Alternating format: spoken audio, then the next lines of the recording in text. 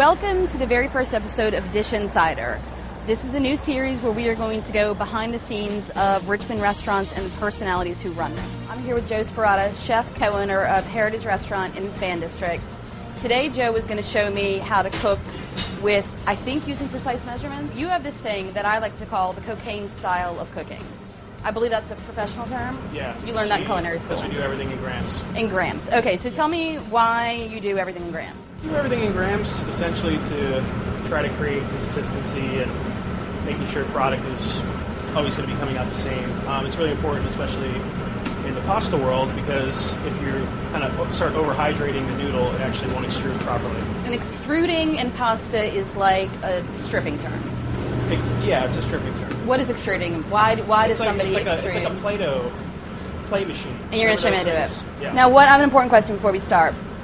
Does your pasta have gluten in it or not?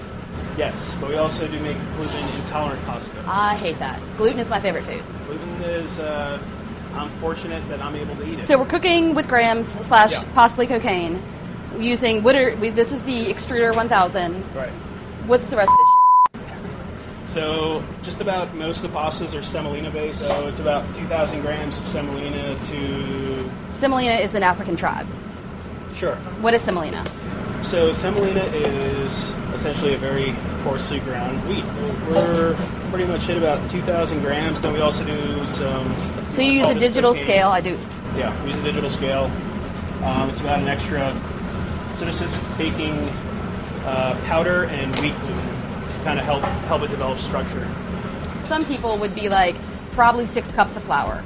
And you're like, 2,000 grams of semolina wheat is exactly what makes the pasta fantastic here. Well, I mean, the biggest problem with like people just using standard measure is I can have every single person in this restaurant measure out a cup of flour, and each one is going to be different. You'll see like a lot more modern cookbooks too, where they'll have standard measure and also have everything in metric, which is becoming more and more popular, especially in modern kitchens. In grams is metric. Yeah. That's European, and this is why America is awful. We find ways to make things more difficult.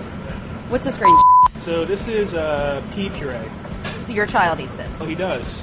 That was about 650 grams. The machine will vary based off of humidity, but it's usually 30% hydration. So we can put anything in here. We could put like pureed beet liquid. We can put really anything we want and actually be able to incorporate that color and flavor into the noodle. This is a hopper that's actually mixing all the dough, and then there's this huge auger in here that's going to force everything out at a really high pressure, and that's how the noodle gets extruded and shaped.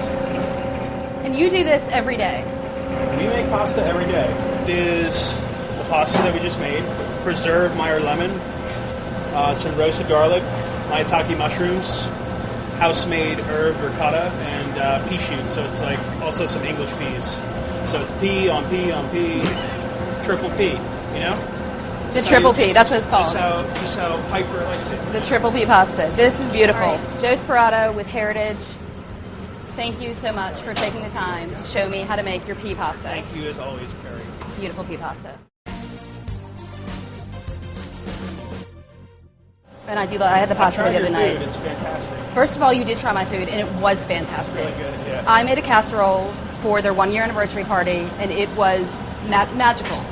Yeah. Captain Crunch, marshmallows, chocolate chips, chocolate syrup, Skittles, I think some Jolly gummy Rancher bears. wrappers. It was a dessert casserole. It was really good. Tic Tacs. People ask me for the recipe, Yeah. repeatedly. Repeatedly, they ask what was in it. I've been trying to recreate it for months. I don't know what to do.